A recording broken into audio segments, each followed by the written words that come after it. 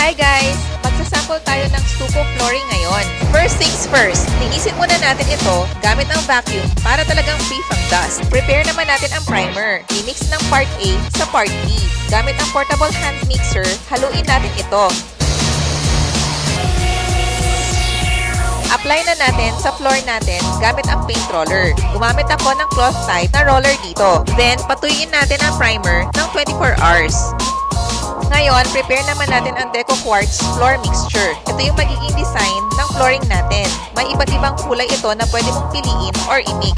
May 3 parts ito. Una, part A and part B muna ang i-mix. Then, pag na-mix nyo na, saka nyo lalagay ang part C.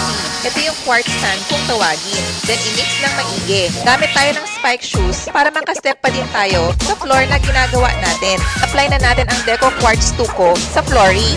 I-apply natin using ang trowel. Parang same lang ito ng application ng Deco Stucco sa wall. Pero ngayon, sa floor lang. Flatten nyo ng maigi ang quartz stucco. Patuyuin din natin ito ng 24 hours. After 24 hours na curing, apply top coat sealer para sa added protection. Another project unveil. Hope you like it! Don't forget to like, share, and follow my page, Angel Jam. See ya!